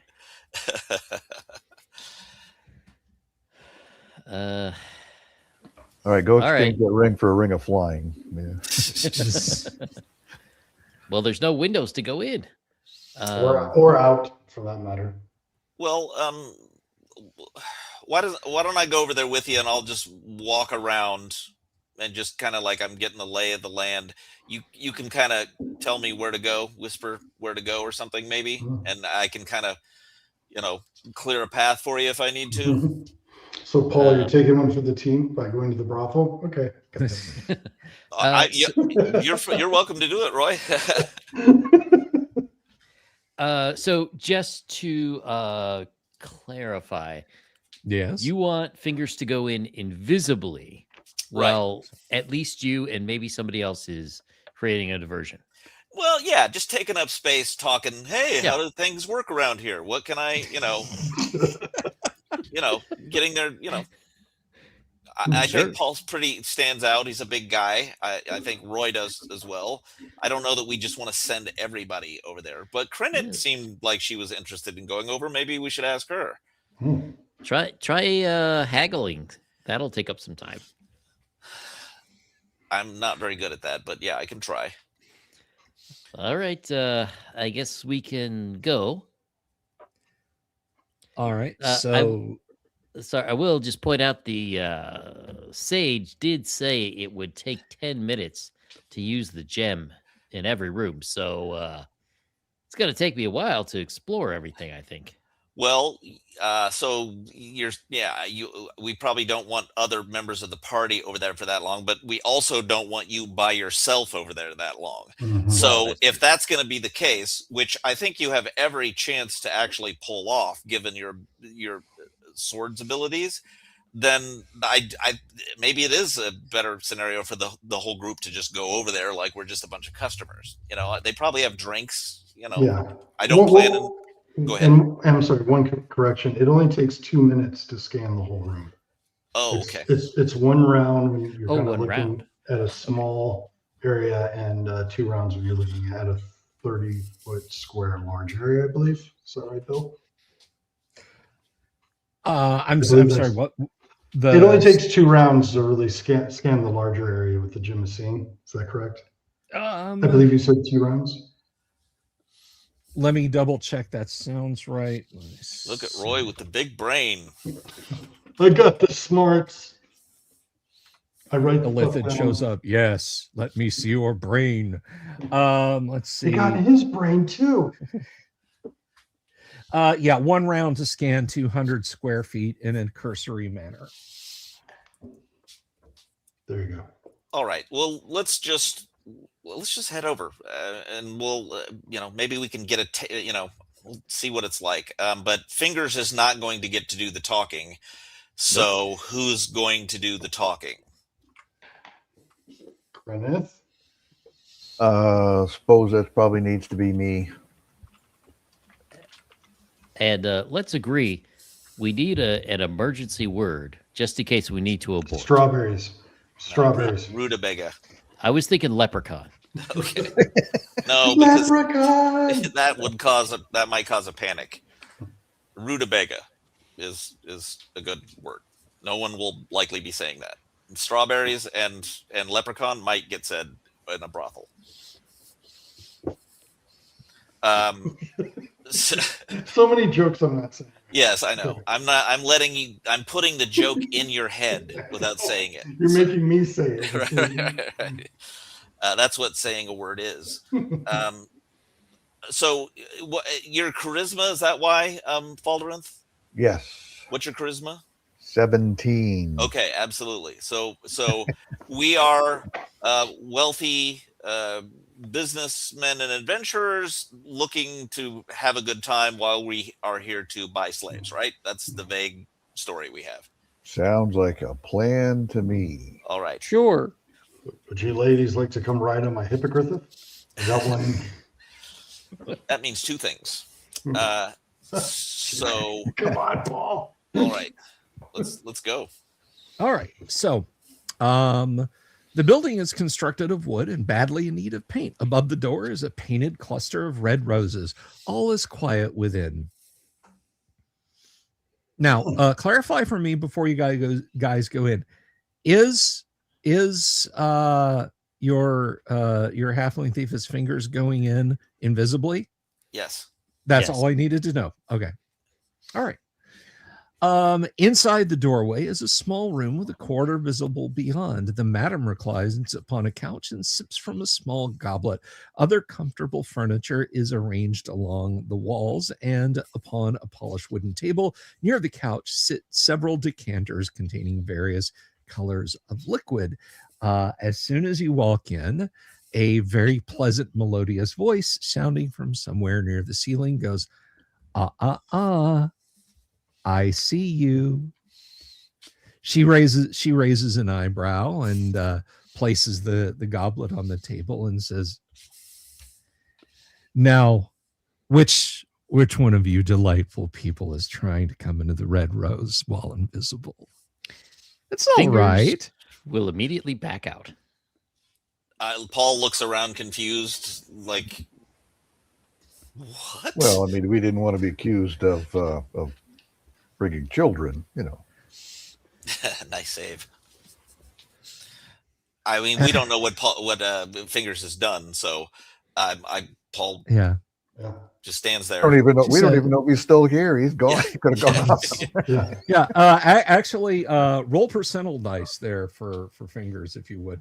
Oh boy. 40? A 40. What is your move silent? My move silent is 57. 57. And I think, do you have boots of elven kind? I forget. Yes. Yes. he Okay. does. All right. How So many magic items do you have? All Yes. of them. Well, that was in the cart. I found that rummaging through our cart. I one found day. it. Stole. All right. Be much So easier to lift yeah, what she magic he she doesn't arches an eyebrow and says, "Well, whoever they are, I guess they were too embarrassed to stay. But welcome, of course, to the Sign of the Rose. None of my employees are currently engaged. You may you find something to your liking." And she gestures down the hall. Well, how about we sit and have some drinks and Oh, of course, snacks of and course. discussions and It takes time to properly yeah. choose the delights of A this. gentleman does not rush into these things. That's right. Roy No, is of visibly course not. sweating at this point, like All right. clearly uncomfortable with the situation. Like, Of course not. How about we elbow Roy real quick? Play along, damn it. Yeah. Yeah. She stands up and walks to the sideboard and pours drinks for you all. She stops when she reaches Crinit and taps a lacquered nail on Crinit's armored breastplate and says, "There's something for everyone here, by the way."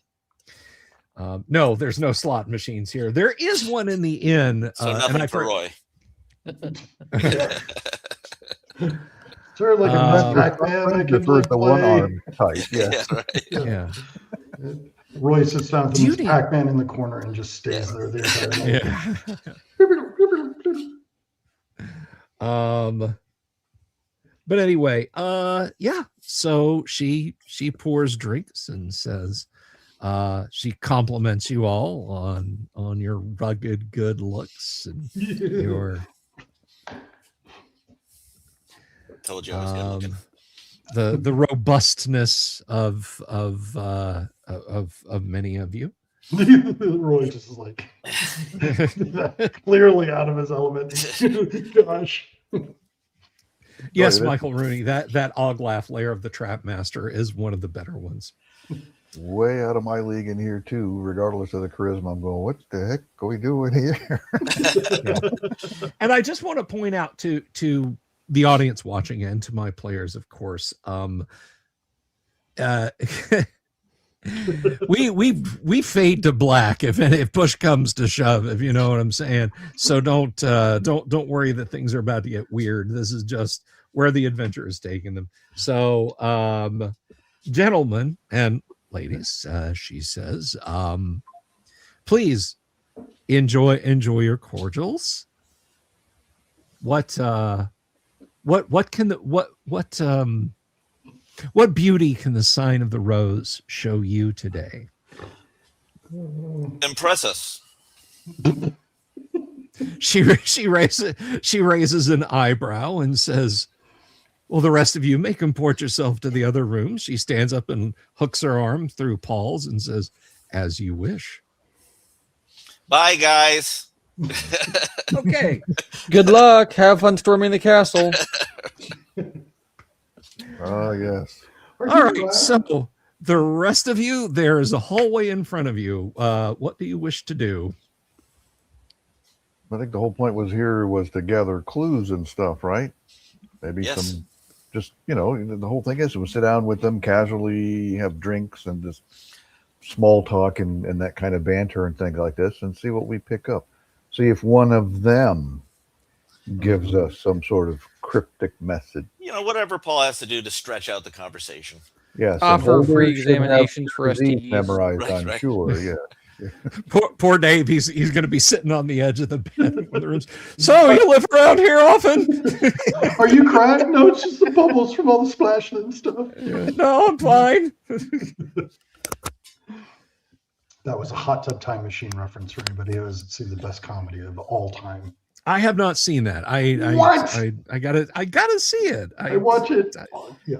A dozen Anyway. movies on my It is to-watch. so Me good. calling that the best comedy of all time is I am borderline mentally deficient. I am actually- That's- Can we ask for a Chinese girl with green eyes? How about that? There are Green no eyes. Chinese girls with green eyes. Green eyes. No, what is it? Chinese Oh, girls man. do not come with green eyes. All right. So yes, it is literally take your pick. Paul will do as much, while he's engaged and off by himself, whatever's happening, as long as he's conscious. You're not by yourself. You are conscious. Oh, I thought she led me off away from the rest of the group. I'm sorry. Oh, she did. Okay. She went with you. You said impress me. Oh, yes. Okay. Thank you. Gotcha. Got it. Paul is taking in the tapestries and the layout, and he's looking around for any artwork or anything else that may be coded symbols. And if he doesn't see anything during his time of being impressed, he will start to hint around the last few lines that we've learned from people about the knowledge that never dies, seeking Kanos, where those that bear us reside. I mean, I think the last two are pretty obviously about this place, but he'll even mention the Ivory Paladin if it comes to that. But he's going to try to see if he can see things first. All right. So looking around in the boudoir that she has taken you to.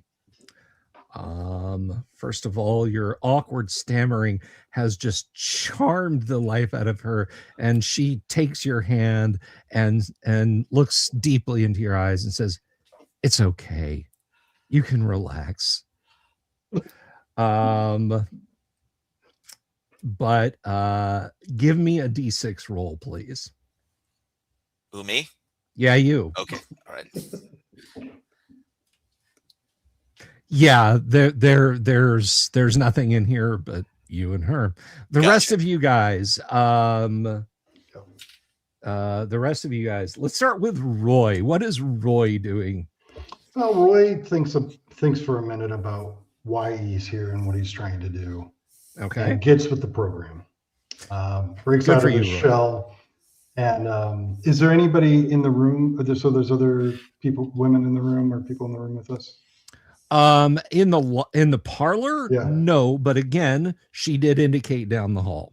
Okay, so I walk down the hall to see. Okay. What I find. There are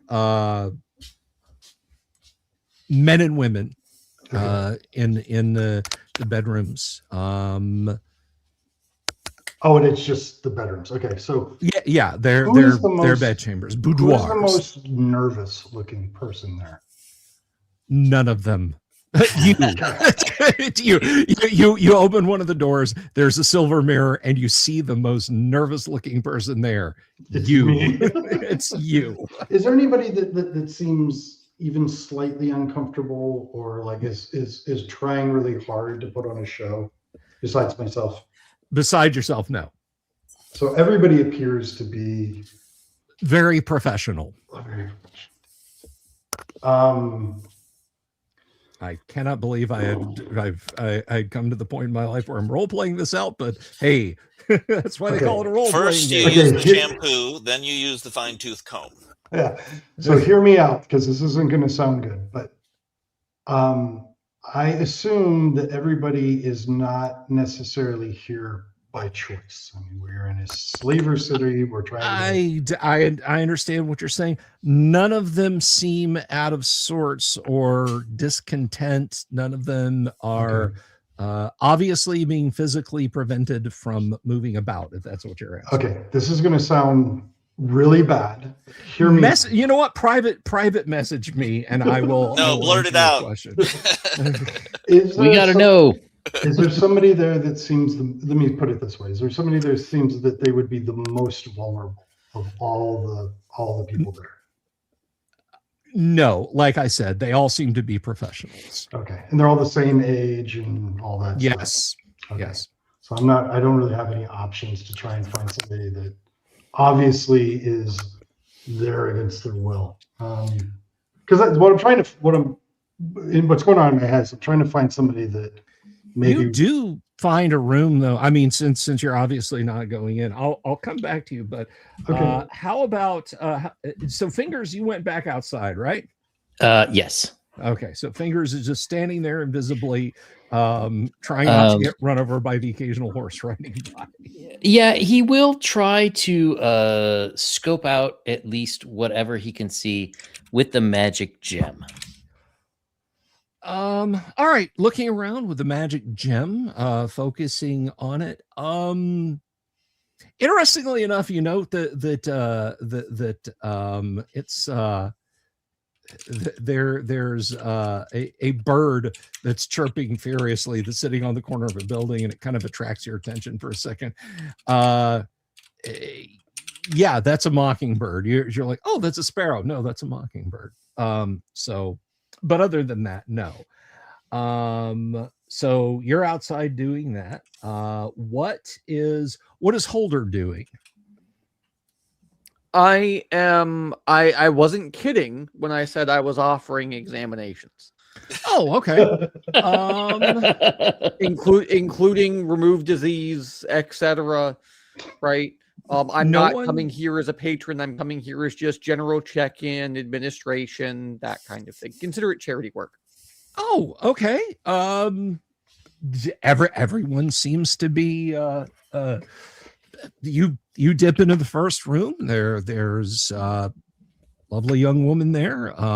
She offers her services. You tell her that, and she blushes and kind of giggles and says, we go to the Temple of the Earth Dragon and have that tended to, but certainly if that's something that you wish to do now, we absolutely can.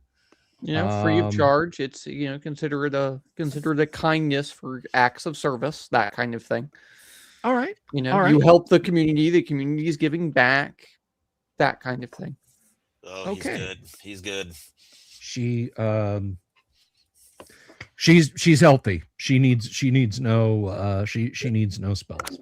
Yeah, and I just figured I can go around, because at least what it'll let me do, if nothing else, it lets me see individual rooms. It lets me do things like check for bed bugs, lice, etc., and fleas, which are everywhere in the medieval world. That's something people forget about. Secret doors.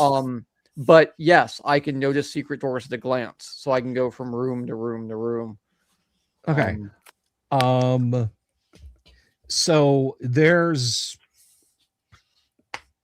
it's of a type, overstuffed chairs and beds and tapestries hanging on walls, little copper tub in the corner, all what you would typically expect for a higher end establishment like this.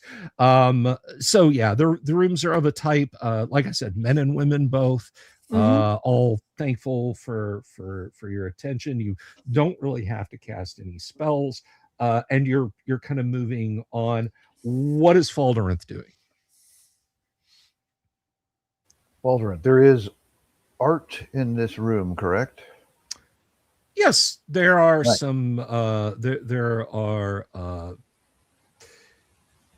So I'm going to sculptures that would fit the atmosphere, we shall say, and tapestries, wall art and that kind of thing. Yeah, I'm gonna swirl my wine around in my goblet a little bit, study the art, make idle remarks about brushstrokes and stuff like this, as I am giving everything a thorough look, as a half elf would.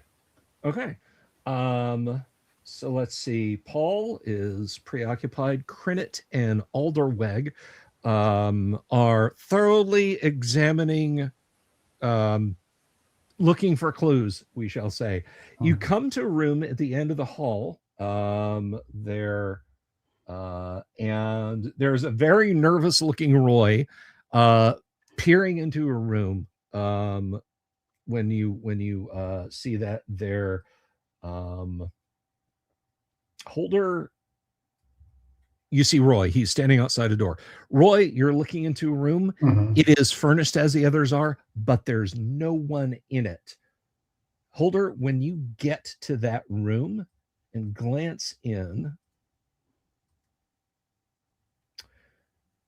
you can see that the carpet next to the bed is rucked up uniformly. It's sticking up about an inch, like it is covering the hinges to a door in the floor.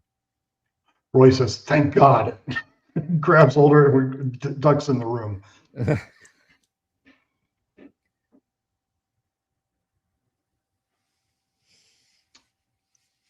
And a young woman comes out wearing a silk robe, carrying a top hat, and says, "Where is that magic user? We were going to pull a rabbit out of..."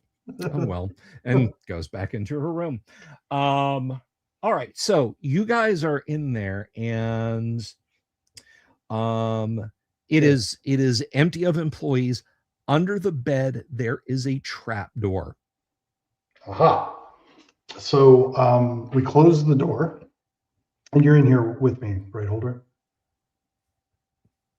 You're muted if you're muted, talking buddy. there, thing. Type on the trapdoor. You saw there's a trap door in this otherwise empty room that yourself and Roy are standing in. I'm not in a position to do anything about that, but all I can really do is note the room and come back to it, like tell the party, because that's all I'm doing. Because the moment they see the priest who's out checking out people, not like, you know what I mean.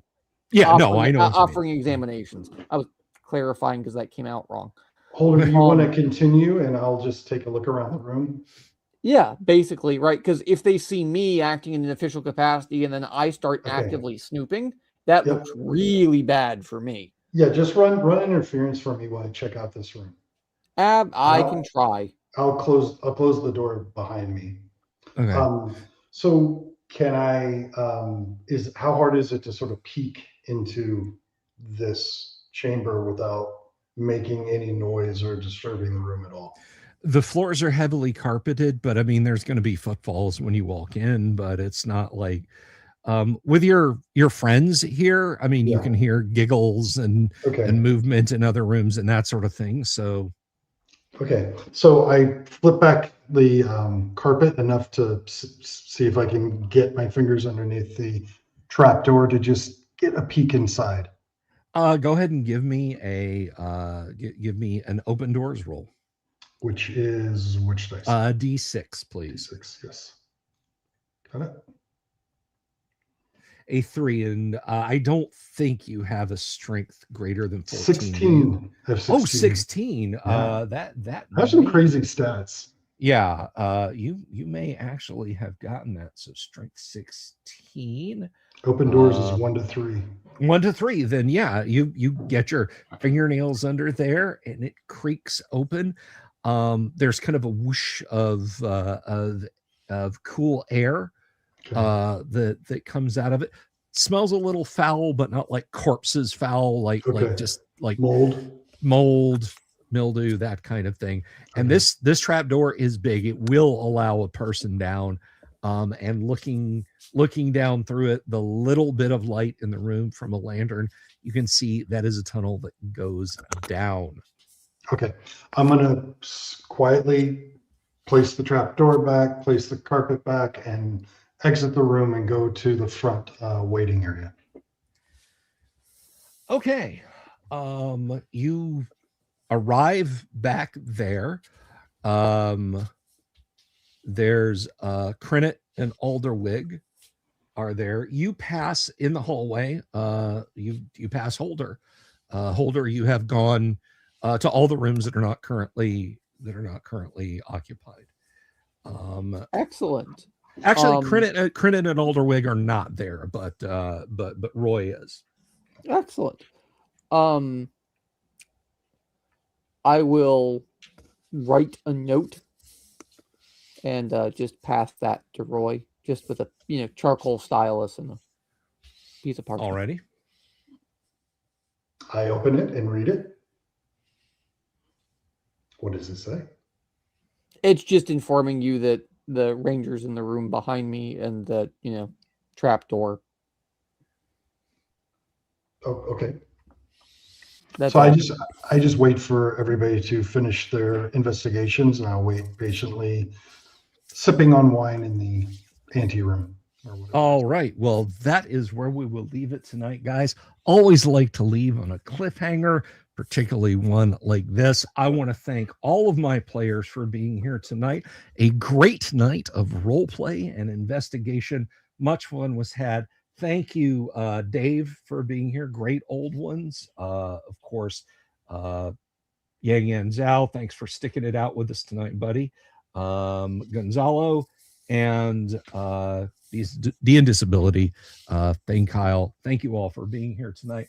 As for myself, I will return tomorrow evening. I will be back, and we will find some fun TTRPG stuff to do.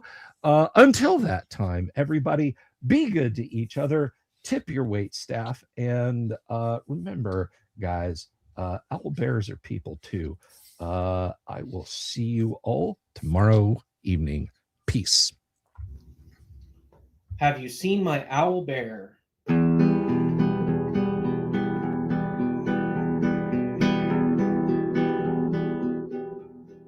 Here's to all the weirdos everywhere, in the woods and in the air. Have you seen my owl bear? Should I shave off all my hair? Bobs are all around, some live in tunnels underground. Some are fat, some are rich, some are sleeping in a ditch.